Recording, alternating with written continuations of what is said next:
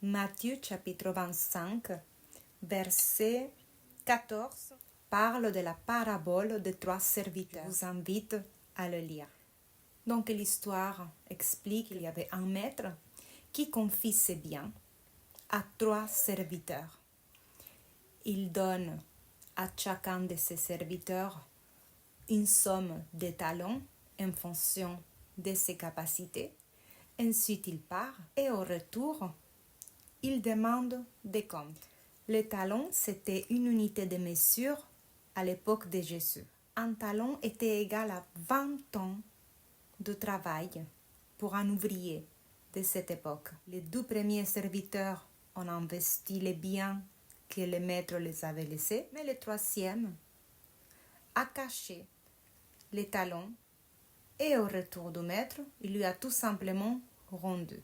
En dehors du fait que cette parabole parle de comment gérer notre argent, le Seigneur, notre maître, il t'a confié des talents, il t'a confié une mission, il t'a donné des capacités.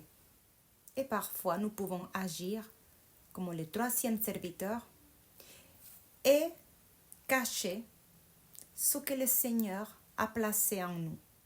Avoir des talents, avoir des dons, avoir une mission, avoir un appel est une grande responsabilité. Nous pouvons parfois agir comme le 3e serviteur et ne pas s'investir et multiplier tout ce que le Seigneur a placé en nous, dans son royaume, sur terre, pour améliorer notre monde. Tout simplement, prendre tous ces biens, tout ce que le Seigneur a mis en nous, et le cacher ou le garder dans le confort de notre maison, dans le confort d'un canapé, devant la télé. Tout simplement ne pas vivre dans la mission que le Seigneur nous a confiée. Mais un jour, le Seigneur reviendra, comme l'a fait ses maîtres, et il va nous demander des comptes.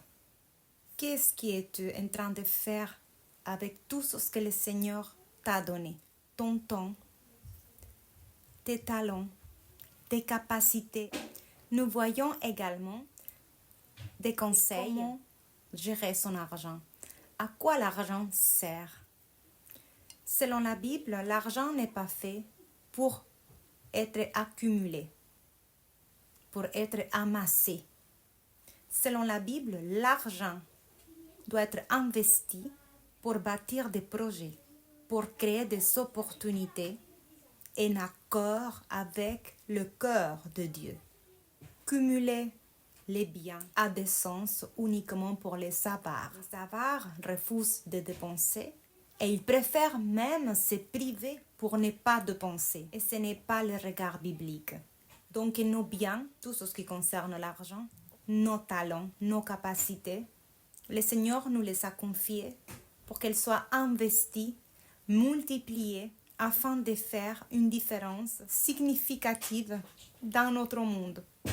Et on peut se poser la question, si on n'accumule pas de l'argent, alors qu'allons-nous faire pendant un temps de crise? L'idée de Dieu dans la Bible est que grâce à nos investissements, nous puissions créer un modèle économique qui soit positif et solidaire dans un intérêt commun. Et une des choses essentielles pour créer ce modèle économique est de ne pas perdre de vue ce qui est essentiel, le plus important. C'est à partir de là que nous allons pouvoir bâtir un modèle économique en accord avec la parole de Dieu, ajusté à la parole de Dieu. Un modèle économique juste. Juste égale ajusté à Dieu.